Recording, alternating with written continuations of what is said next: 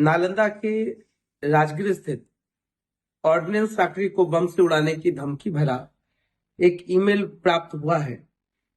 तमिलनाडु से ये ईमेल किया गया है, जिसमें आईएसआई और डीएमके का जिक्र है।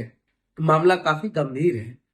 गंभीर इसलिए है क्योंकि इसमें पुलिस के इन्वॉल्वमेंट की बात हो रही है। प्रवृत्ति है गाली देना या हाथ पकड़ लेना या डंडा चला देना या झूठे केस में फंसाने की धमकी देना या 2 मिनट में हेकड़ी निकाल देंगे, ये सारे जो डायलॉगबाजी हैं। नमस्कार, मैं हूं रजनीकांत और आप देख रहे हैं साथ आप सभी का बहुत बहुत स्वागत है।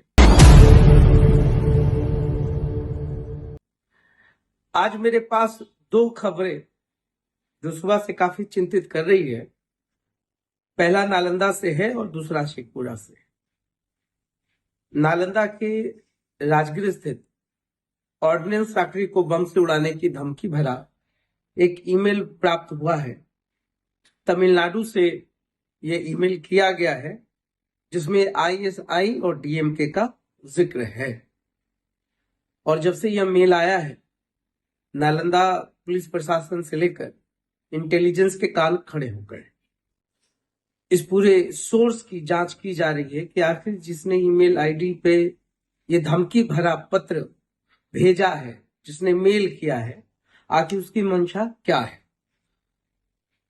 7 बम प्लांट करने की भी बात है और तमिलनाडु से लेकर कुछ गैर कानूनी या कुछ ऐसे संस्थानों की बात हुई है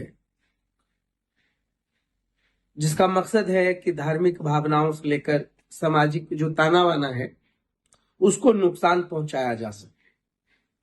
हालांकि इस पूरे मेल के बाद नालंदा पुलिस प्रशासन काफी चौकस है। डीएसपी राजगीर सुनील कुमार ने कहा है कि इस पूरे प्रकरण की जांच बहुत ही बारीकी से की जाएगी और ये जो ईमेल है इसके सोर्स तक तो जरूर पहुंचा जाएगा। वहाँ के ऑर्डिनेंस फैक्ट्री का जो ऑफिशियल मेल आईडी है उस पर एक ईमेल प्राप्त हुआ है, जिसमें इसको उड़ाने की ऑर्डिनेंस फैक्ट्री को उड़ाने की धमकी दी गई है।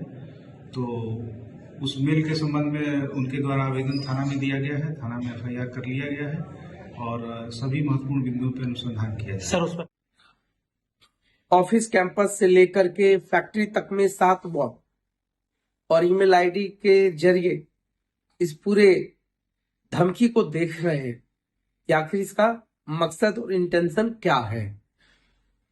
अगर ईमेल आईडी का स्रोत सही है तब तो यह चिंता का विषय है, मगर चूंकि मामला भारत के रक्षा से जुड़ा हुआ है तो इस पर ज्यादा कुछ बोलना उचित नहीं है।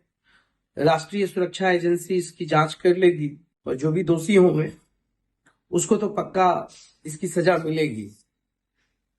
ये जो आयुध कारखाना है, आयुध निर्माणी राजगीर में, तत्कालीन रक्षा मंत्री थे जॉर्ज फर्नांडिस। 99 में इसकी नींव रखी गई थी और 2001 में इसकी औपचारिक मान्यता मिली।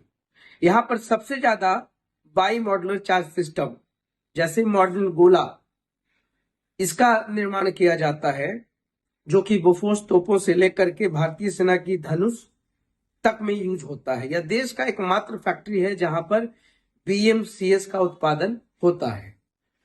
तो यह काफी चिंता का विषय है और मुझे लगता है कि नालंदा पुलिस, जिला प्रशासन, इंटेलिजेंस इससे निपटने में काफी सक्षम है। मगर वही जब दूसरी खबर शेखपुरा की, हमारे पड़ोसी हैं और पड़ोसी जिला की एक खबर है, पुलिस जीप से युवक का अपहरण होता है, फिरौती मांगी जाती है। थाने में मामले जाते ही अपहृत को छोड़ भाग गया अपहरणकर्ता। आरोपित ने खुद को बताया था पुलिसकर्मी। मामला काफी गंभीर है। गंभीर इसलिए है क्योंकि इसमें पुलिस के इन्वॉल्वमेंट की बात हो रही है। अभी जो नए दरोगा आते हैं, हम उनके भी तमाम चीजों पर जिक्र करेंगे, मगर 3 लाख की फिरौती मांगी गई और पुलिसिया जांच जब शुरू हुआ और जिस मकान में बंधक बनाकर युवक को रखा गया था उसी में मिशन थाने के एक दरोगा भी रहते हैं, जिनकी भूमिका संदिग्ध मानकर जांच की जा रही है। फुटेज, कॉल डिटेल सब कुछ खंगाला जा रहा है और जिस लोकेशन से फिरौती मांगी गई थी, जिस लोकेशन पर, वहां से बाइक भी मिला है।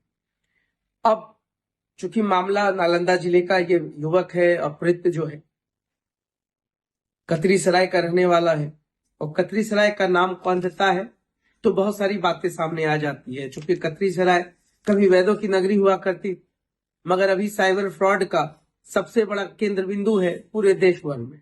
अगर देश का कहीं भी तार फ्रॉड, साइबर फ्रॉड से जोड़ा जाए तो वो कतरी सराय से लिंक हो जाता है। इसलिए बहुत सारे इसमें जांच के विषय हैं, बहुत सारे जांच को देखना पड़ेगा। मगर जहां इन्वॉल्वमेंट की बात हो रही है, जिस दरोगे पर आरोप लग रहा है, उसने छुट्टी ले रखी थी। मगर बात यह है कि लोग कहते हैं कि उनको थाने के आसपास देखा गया है। जहां पर अपहृत युवक है वहां पर दरोगा जी रहते हैं, और ये कोई ऐसा पहला मामला नहीं है। बिहार पुलिस के पूरे सिस्टम को, तार को समझने की कोशिश करेंगे तो बहुत सारी चीजें हैं, बहुत सारी बारीकियां होती हैं, और बहुत सारी चीजों पर बात भी की जाती है। अभी जो यंग जनरेशन के दरोगा आ रहे हैं, उनकी जो भूमिका है, चलिए किसी ने गलत किया, अब उसकी सजा उसको मिलेगी। शेखपुरा में, बरबीघा में इससे पहले भी एक मामला हुआ था थूक चटवाने का, उसमें भी पुलिसिया दबंगई की बात की गई। मगर ऐसा नहीं है कि पूरे बिहार की पुलिसिंग सिस्टम ही ध्वस्त है। बात कुछ लोगों के आचरण की होती है, जो किसी विभाग में रहेंगे तो अपने आचरण के अनुकूल ही काम करेंगे। तो ऐसा नहीं कि सारे लोग भ्रष्ट है, सारे लोग गलत है। मगर एक बात तो है, जो तौर तरीका है पुलिसिंग का, वो अभी बिहार में क्या, यूपी की भी घटना आपने देखा होगा कि कैसे एक वकील के साथ अभद्र व्यवहार किया गया और फिर थाना प्रभारी को निलंबित कर दिया गया। ये जो गुमान होता है, और सही बात है कि खाकी में बहुत ताकत है, मगर खाकी का रंग अगर बदलने लगे, स्वभाव बदलने लगे, आचरण बदलने लगे, तो उसी खाकी से लोग खौफ खाने लगते हैं। तो मैं जब बात कर रहा था कि अभी आप अधिकांश जगहों पर डीजीपी को फरमान जारी करना पड़ रहा है कि किसी के साथ दुर्व्यवहार किया तो नपेंगे। तो आखिर ऐसी परिस्थितियां क्यों बनती हैं, उस पर भी बहुत सोच समझ कर मैं बोल रहा हूं। 17 साल के पत्रकारिता जीवन में मेरा सबसे ज्यादा पाला पुलिस प्रशासन या जिला प्रशासन से ही पड़ता है। मगर पुलिस प्रशासन की जो तमाम गतिविधियां होती हैं, जिस पर मुखर होकर मैंने बहुत बार आवाज भी उठाई है, मैंने कहा है कि देखिए, पुलिसिंग में भी बहुत सुधार की जरूरत है। मगर चीजों को जब अंदर तह तक जाएंगे तो फिर ट्रेनिंग के तौर तरीकों पर आएंगे, ट्रेंड करने वाले सिस्टम्स पे आ पाएंगे। जो जिला के कप्तान हैं उनके एफर्ट्स पे बात आएगी, और पहले के जो जिला कप्तान हुआ करते थे या जो आईपीएस हुआ करते थे, जिनका सीधा संपर्क और संवाद आम लोगों से हुआ करता था, अब एक चैम्बर तक में सिमट कर रह गया है। जनता दरबार में 10 नहीं 20 लोग जाएंगे। मगर पहले एक सोशल पुलिसिंग बहुत ज्यादा हुआ करती, समाज के प्रभुत्व लोग, समाज सेवी, डॉक्टर्स, इंजीनियर्स, एडवोकेट्स, यूथ, सभी के बीच एक अच्छी कनेक्टिविटी हुआ करती थी, जो संवाद का भी कारण होता था और सूत्र का भी कारण होता था। इंफॉर्मेशन का चेन बहुत अच्छा हुआ करता था, लोग काफी फ्रेंडली महसूस करते थे, और वो एक दौर था जो अभी के सिस्टम में, मुझे लगता है पूरे भारतवर्ष में अगर आप देखेंगे तो उस ऑरा, आईपीएस और आईएएस का जो ऑरा है, उससे बाहर लोग नहीं निकल पाते। उनको लगता है कि भाई हम एक बड़े पदाधिकारी हैं और मेरे इर्द गिर्द जो सारे मातहत के लोग हैं, जो पदाधिकारी हैं, चूंकि आई एम द बॉस। और जो नए दरोगा आ रहे हैं, अब इनकी प्रवृत्ति है गाली देना या हाथ पकड़ लेना या डंडा चला देना या झूठे केस में फंसाने की धमकी देना या 2 मिनट में हेकड़ी निकाल देंगे। ये सारे जो डायलॉगबाजी हैं, वो कहीं ना कहीं इस पूरे पुलिसिंग को धूमिल करते हैं। और फिर मैं कह रहा हूं कि सभी लोग ऐसे नहीं हैं। जो पुराने बैच के पदाधिकारी हैं, जो इंस्पेक्टर हो गए, जो इंस्पेक्टर डीएसपी हो गए, या जो उससे पहले के बैच के लोग रहे, तो उनकी जो ट्रेनिंग रही है वो काफी मजबूत रही है।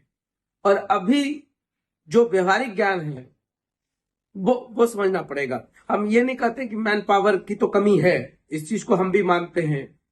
वर्क प्रेशर होगा, एक ही आदमी अनुसंधान भी कर रहा है, 24-24 घंटे काम भी कर रहा है, सो नहीं पाता है, वो एक लेवल ऑफ फ्रस्ट्रेशन मैं भी समझता हूं।